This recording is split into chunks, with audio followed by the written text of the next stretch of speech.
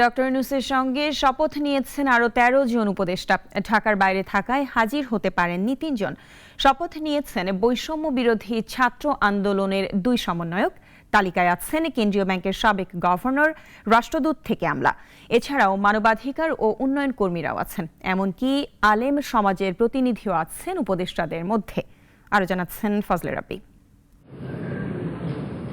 প্রধান উপদেষ্টা ডক্টর মোহাম্মদ ইউনূসের পর উপদেষ্টা হিসেবে সবচেয়ে বড় নামটি ডক্টর সালেউদ্দিন আহমেদ। তিনি অর্থনীতিবিদ এবং বাংলাদেশের কেন্দ্রীয় ব্যাংক বাংলাদেশ ব্যাংকের নবম গভর্নর ছিলেন।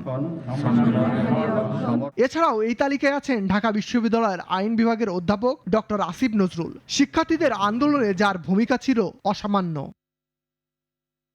উপদেষ্টা হিসেবে শপথ নিয়েছেন মানবাধিকার কর্মী ও মানবাধিকার সংস্থা অধিকারের প্রতিষ্ঠাতা আদিলুর রহমান খান। হাইকোর্ট বিভাগের সাবেক বিচারপতি হাসান আরিফও আছে উপদেষ্টাদের মাঝে। আছেন সাবেক পররাষ্ট্র সচিব তৌহিদ হোসেন।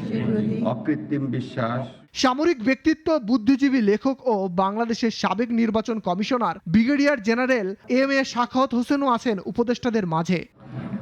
এবার মাননীয় উপদেষ্টা আইনজীবী ও পরিবেশবিদ বেলার প্রধান নির্বাহী সৈয়দা রেজওয়ানা হাসান, উবিনিগের নির্বাহী পরিচালক ফরিদা আক্তার এই উপদেষ্টা পরিষদে ভূমিকা রাখবেন। করিতেছি যে আন্দোলনকারী শিক্ষার্থীদের মধ্যে 2 জন স্থান পেয়েছেন উপদেষ্টা হিসেবে। তারা হলেন আসিফ মাহমুদ সজীব ভুইয়া, মোহাম্মদ নাহিদ ইসলাম।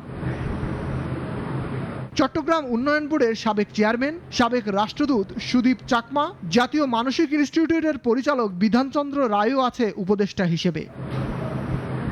এছাড়াও হেফাজত ইসলাম বাংলাদেশের সাবেক নায়েবে আমির ও আলেম আফম ও খালিদ হোসেন, নূরজাহান বেগম ও ফারুকি আজমও উপদেষ্টা হিসেবে শপথ নিয়েছেন। ফজলে রাব্বি, নাগরিক, ঢাকা।